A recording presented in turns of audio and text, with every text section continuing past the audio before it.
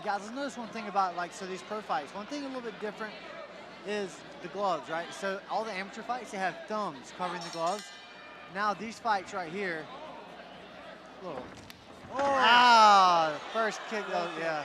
That did not feel good. No, not at all. That was hard. That was a very, very, very solid kick. Right, not a great way to start a fight. But, that happens when both guys For those of you that may have missed it earlier, with both guys announced today that tickets for the Russian Nutcracker are now on sale.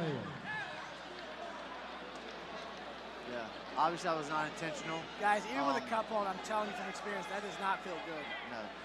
And so I know those are not fun. This being a pro fight, he has 5 minutes to recover, right? Up to 5 minutes. Yep. After 5 minutes, he has to make a decision. Clearly, Gabriel was not doing that on purpose. It's just one of those things that happen. And this is not a way you want a fight to go. First kick you throw. Yeah, I mean this was not meant to happen at all. I think he's going to be okay though. But yeah, guys. Well, I was thinking about the pro MMA, right? So this is our first fight where the guys don't have thumbs on their gloves, which makes submissions. Knees to the head. Yep. Knees to the head, and no, that's it. Yeah, you're right. These guys can also do different lower body locks, right? All submissions are legal. These guys can heel hook each other. They can toe hold each other. They can, knee bar each other. Bicep slicers, all kind of crazy stuff. And elbows. See some nice elbows. Yes, elbows to the head. Ooh. Nice karate stance by Gabriel. Switching stances a lot. Ooh. Oh, that was close to getting another chrome shot. And another thing, guys, notice one thing, even though Gabriel's switching stances a lot, he's fighting from. Oh, as we were talking about leg locks, here we go. You might see our first one right here. And one thing that happens a lot with a lot of these guys that are opposite stances, these guys that have these different butterfly. Oh my God. So, all right, Gabriel's doing a great job of landing those elbows. He's got to look to pass here. Kevin's got to get his underhook back. Gabriel's great because he has his underhook. He can flatten him out. I know he's trying to hold his arm in place so he can't throw the punches, but he needs to get that underhook back, scoot out on his side, start creating space and work his way back to the top. Yes. Right, so notice one thing, too, that Gabriel's doing with his shoulder and his head. Gabriel's got very, very, very good jiu-jitsu. And, I mean, I know so does Kevin.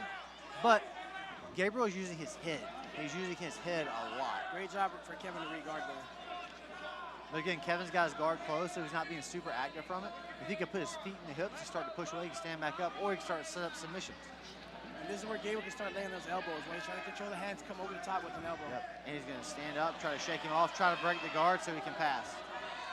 Now that guard's open. Gabriel landed some nice shots from the top. He's got to watch it, though. He's close to the back of the head. Yeah, he is. And it's the same ref that called back of the head earlier. Oh, nice ankle sweep by Kevin Schroder. But Gabriel's doing a good job taking that ankle. I don't think he has the leverage to finish it. No, I don't think so. He's got to get on his side. Once he gets on his side, he can really create a lot of torque to finish that. Kevin's doing a great job defending. Now that leg's over, it's going to be hard for him to finish. Oh, looking for the outside heel hook right here. He's got a good bite on it, and he gets the tap by heel hook. Yeah, I think that, I'm not exactly sure, but I think we may have this may be the submission of the night. You never see outside heel hooks in MMA, much less a pro fight. So break it down how he finished that. Okay,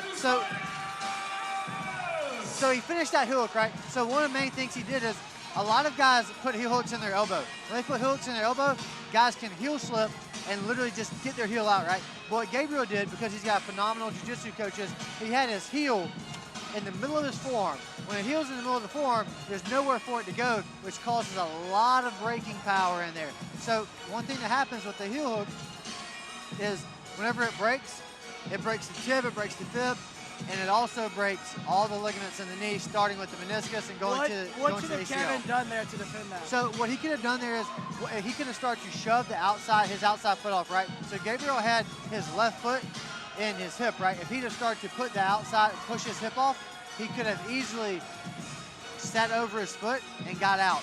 But he was turning the wrong way, right? And part of the reason he was turning the wrong way is because Gabriel was turning his ankle away from him. And here we go, 2 minutes, 7 seconds of the first round. your winner, with a submission hold with a heel hook, Gaberial Crazy Eye Brown. Great fight. All right, guys, we are now on to the main event. Crazy Eye Justin Hughes Brown, versus your winner. Malcolm Wellmaker. And if you think everybody went crazy for all the rest of the guys, Well, you haven't heard you anything yet. have not heard anything yet. Malcolm, a local legend, In the making. soon to be maybe a legend in the sport of MMA, but he has to get through Justin Hughes. And Justin is one of the most highly touted prospects on the West Coast. He's coming off a big fight with LFA, which is a huge promotion, and getting a win there. So both these guys